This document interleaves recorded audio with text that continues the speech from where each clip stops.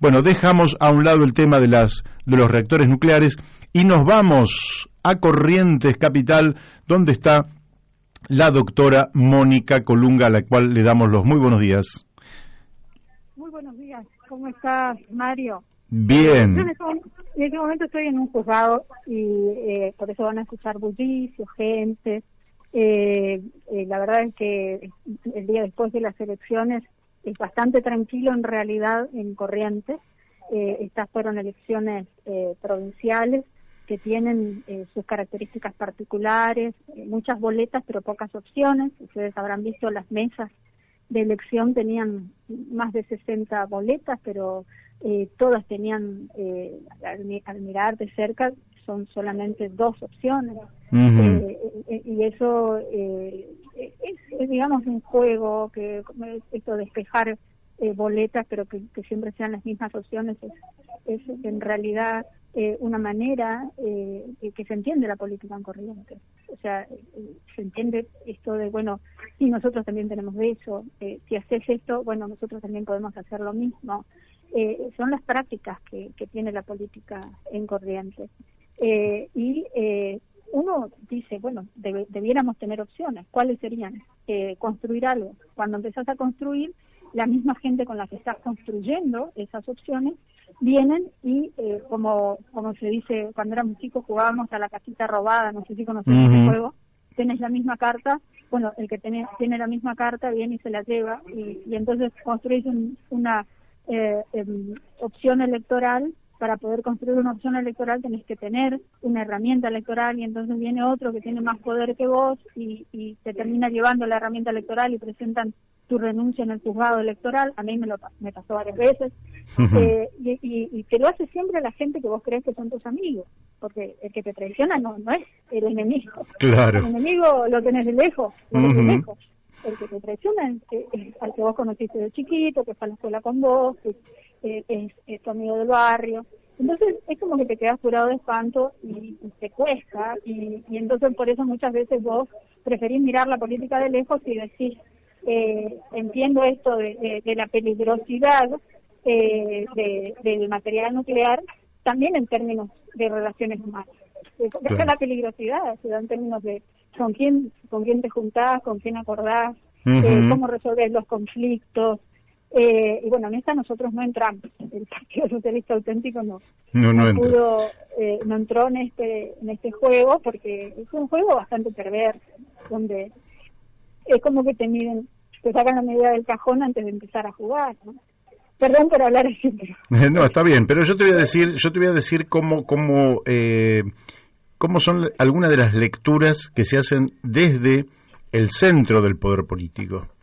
Entonces, vos, lógicamente que en general los canales de televisión, por ejemplo, los diarios, las grandes radios, todas juegan este partido, ¿verdad? Entonces apuestan y juegan por sus caballos, digamos, ¿no? Entonces, los que juegan por el caballo que ganó ayer y muestran a sus voceros, básicamente lo que dicen es que ha sido un triunfo en este caso del radicalismo con sus aliados, y que denota una fuerte derrota para el oficialismo, que anticipa lo que podría ocurrir en septiembre o en noviembre. Eso es una lectura. Pero por otro lado, la gente que está en el oficialismo dice, no se confundan. Lo que ocurrió es que con la pandemia el que salió fortalecido es el oficialismo, y en Corrientes el oficialismo es radical, pero a nivel nacional y en la provincia de Buenos Aires el oficialismo somos nosotros. Entonces, lo que sale fortalecido de esto es el oficialismo y no una fuerza opositora. ¿Se interpreta lo que estoy diciendo? Sí, bueno. ¿Cómo lo lees vos? Eso es acomodar demasiado el resultado al interés del oficialismo, digamos. El oficialismo nacional quiere ver eso, quiere ver que hay una respuesta de la sociedad positiva, y en realidad justamente no digo que no sea así en parte, no lo niego in totum, Claro. Pero lo que hay es un apoyo a la oposición, porque todos saben que el radicalismo correntino es la oposición y que fue aliado a las fuerzas del conservadurismo inveterado de Corrientes, el Partido Liberal, el Partido Autonomista, las fuerzas con las que fue la Unión Cívica Radical, el PRO, o sea, todo el sector conservador. Ahora, Corrientes siempre fue una provincia con mucho conservadurismo político, o sea, lo más difícil fue siempre construir alternativa política. Claro. Lo que pasa es que el PJ no se ve como una alternativa progresista, porque es una alianza entre los sectores súper ricos, como el dueño de una empresa de transporte y ahora compra un diario, con los sectores más oprimidos y súper pobres que necesitan una migaja para poder pasar el día. Entonces, la trama interna del PJ es una trama de patoterismo, de abuso de poder, de estructura que repite el esquema conservador, pero con prácticas a veces más totalitarias, porque vienen con el dinero de nación y ellos dicen cómo tiene que ser la integración de la lista. Acá vino Zabaleta, que es el intendente de Hurlingham, a armarle la lista al peronismo correntino. Los peronistas no están contentos con eso.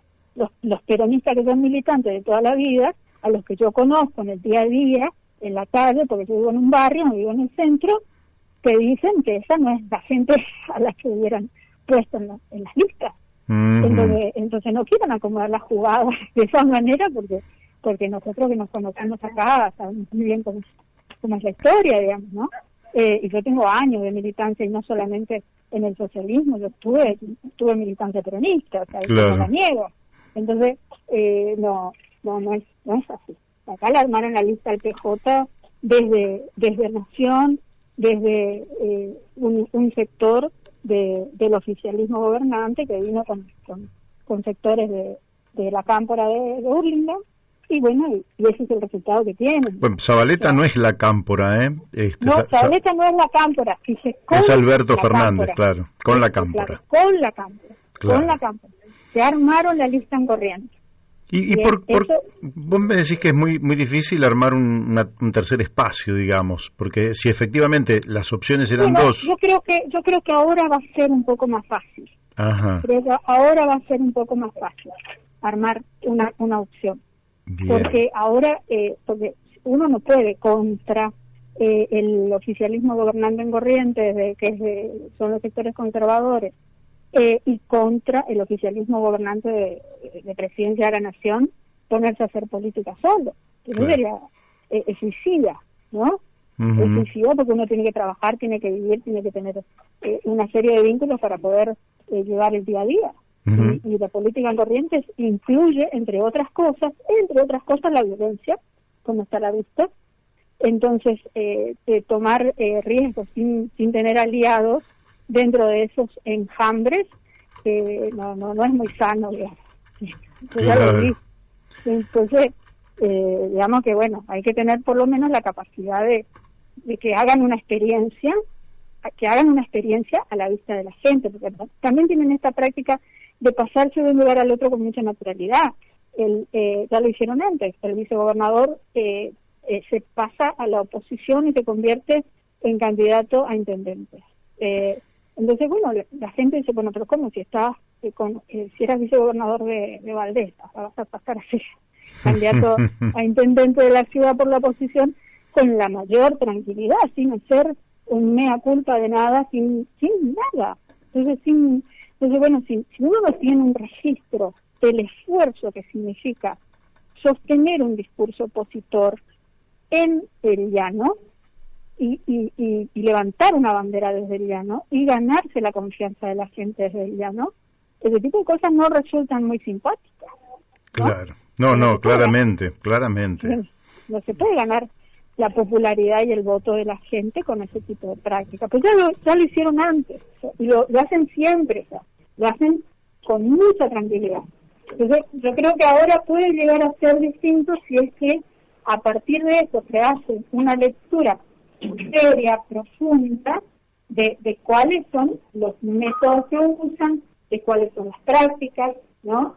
De cuál es la gente a la que matan en el camino para poder armar sus listas, porque matan como nada, en el sentido, digamos, figurado a una militancia que ha sido muy leal, y ponen candidatos que son de una corporación económico política, o sea, gente que viene del sector empresario, que pone empleados como diputados, senadores, para que le garanticen que la burocracia le ponga la firma en los contratos de concesión de servicios públicos, por ejemplo, ¿no? Entonces, bueno, eso que viene, que lo vemos acá, lo conocemos, y bueno, parece que ese tipo de cosas a nivel nacional son prácticas que son muy comunes, ¿no? Para esta gente. Tremendo. Pero déjame que te haga la última pregunta. Cuando la última vez que pasé por Corrientes, que yo si lo hubiera dicho desde Buenos Aires no lo hubiera pensado, pero se decía, por lo menos en Corrientes, que era la provincia con más pobres en términos proporcionales, ¿verdad?, de la Argentina. La provincia más pobre. Es la provincia más pobre. ¿Y cómo explicas vos que la provincia más pobre o con mayor pobreza tenga un oficialismo tan fuerte? Bueno, hay un estudio sobre la propiedad de la tierra que creo que es muy explicativo de eso. Menos del 1% de la población de Corrientes es dueño de más del 90% de la tierra productiva de Corrientes. Tremendo lo que decís. Menos del 1% de la población es dueño de más del 90% de la tierra productiva. Ahí está la explicación de cómo funciona eso. Si además se tiene presente que en los últimos 20 años se extranjerizó la tierra productiva, buena parte de la tierra productiva, entonces ahí vas a tener una explicación de por qué somos la provincia más pobre. O sea, es la provincia con más pobres, no la provincia más pobre. Es una provincia altamente productiva, claro, donde se genera muchísimo de alimentos y o sea, hay muchísimos productos, ¿no? Y recientemente ha aumentado la producción de muchísimas cosas en Corrientes, y incluso en el ámbito industrial, agrícola ganadera. Acá tengo mi amiga que me está diciendo. Pero sí, es una provincia riquísima, pero donde los que administran y los que poseen son muy poquitos. Hay una mala distribución de la fuente de generación de riqueza. Correcto. Bueno, hay que terminar con la pobreza a través de un ingreso básico universal incondicional. Bueno, Mónica, te mandamos desde aquí un fuerte abrazo. Muchísimas gracias por este informe que nos ilustra sobre una situación particular que tuvo, lógicamente, ayer y hoy trascendencia nacional, pero que vos entendés que no es determinante en torno a lo que vaya a ocurrir a nivel nacional el 12 de septiembre o el 14 de noviembre. Para nada. Gracias, Mario. Gracias a vos, Mónica. Bueno, hemos hablado con la doctora Mónica Colunga,